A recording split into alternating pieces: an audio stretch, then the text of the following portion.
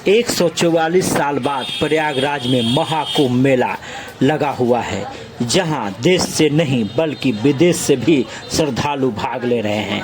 पहली बार योगी सरकार ने कैबिनेट की बैठक प्रयागराज में की, जहां 54 मंत्रियों ने भाग लिया।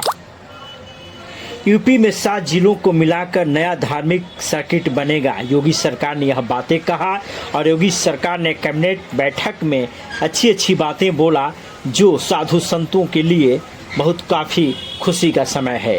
योगी ने महाकुंभ में मंत्रिपरिषद की बैठक के बाद ऐलान किया कि धार्मिक सर्किट में प्रयागराज, काशी, चंदौली, गाजीपुर, जौनपुर, मिर्ज़ापुर और भदोही जिले में शामिल होंगे। बैठक के बाद योगी और 54 मंत्री रेल घाट से स्टीमर के जरिए संगम के लिए रवाना हुए। रास्ते में साइबेरियन पक्षियों और मछलियों को योगी ने नमकीन खिलाई। इसके बाद संगम में योगी और सभी 54 मंत्रियों ने स्नान कर आरती किया। इधर मंत्रिपरिषद बैठक पर सपा प्रमुख अखिलेश यादव ने तंज कसा है। कहा कि कुंभ में मंत्रिपरिषद बैठक करना गलत है। कुंभ वो स्थान नहीं है जहां पर राजनीतिक कार्यक्रम और फैसले किए जाएं। 19 जनवरी को महाकुंभ मेले के सेक्टर 19 में आग लगी थी। इसे आतंकवादी संगठन खालिस्तान जिंदाबाद फोर्स ने ब्लास्ट बताया है। इसकी जिम्मेदारी भी ली है। इस पर डिप्टी सीएम ब्रजेश पाठक ने बताया कि आग लगने के कारणों की जांच की जा रही है। इसके बाद ही मामला स्पष्ट होगा। तो हम यह कह सकते हैं कि जिस तरह आज भीड़ लगी थी, जिस तरह मंत्रियों की बैठक चल रही थी, कहीं न कहीं विपक्ष पूरी तरह से बौखलाया हुआ था। मंत्रिपरिषद बैठक से पहले सुबह यूपी के डीजीपी प्रशांत कुमार ने संगम में स्नान किया। इसके बाद खुद मोटर बोट चलाई, घाटों पर सुरक्षा व्यवस्था देखी। महाकुंभ का आज 10वां दिन है। दोपहर 12 बजे तक 30 करोड़ 47 लाख लोगों ने स्नान किया। अब तक 9 करोड़ 5 लाख से ज़्यादा श्रद्धालु संगम में डुबकी लगा चुके हैं। सीएम योगी, डिप्टी सीएम केशव प्रसाद मौर्य, ब्रजेश पाठक और अन्य कैबिनेट मंत्रियों ने के साथ त्रिवेणी संगम में पवित्र डुबकी लगाने के बाद जमीन पर बैठकर भोजन भी किया, जो एक चर्चा का विषय बना हुआ है।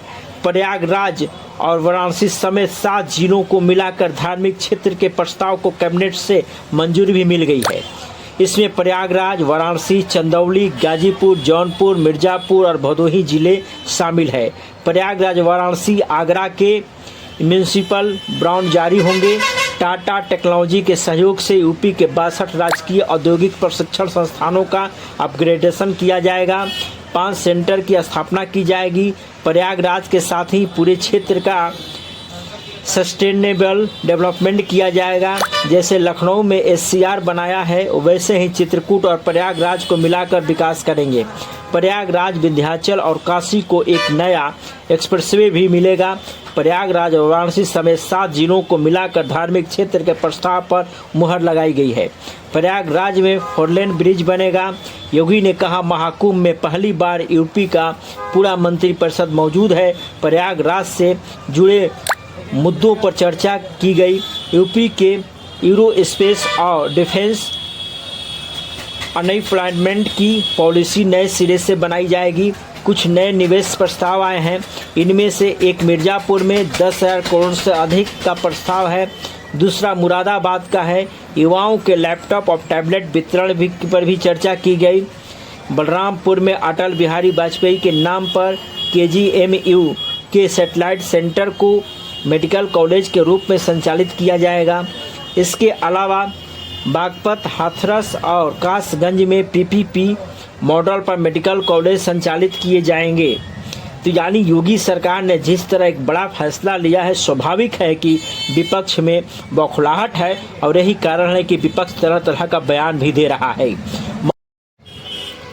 महाकुंभ में हो रही यूपी मंत्री परिषद बैठक पर सपा प्रमुख अखिलेश यादव ने कहा कि कुंभ और प्रयागराज वो स्थान नहीं है जहां पर राजनीतिक कार्यक्रम हो, फैसले किए जाएं।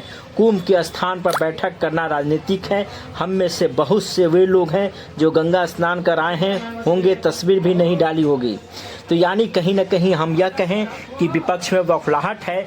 जिस तरह 4 लाख नागा भाग लिए हुए हैं, इससे पाकिस्तान में भी पूरी तरह से बौखलाहट है, क्योंकि नागा जिस तरह अपने शस्त्रों का प्रदर्शन कर रहे हैं और पूरी तरह से जो है पाकिस्तान जैसा देश काफ़ी परेशान है। और लोगों को ये भी सोचना चाहिए, विपक्ष की भले मुद्दा बनाता हो अलग बात है, लेकिन विदेश से भी जो है श्रद्धालु आकर यहाँ पर भाग ले रहे हैं। और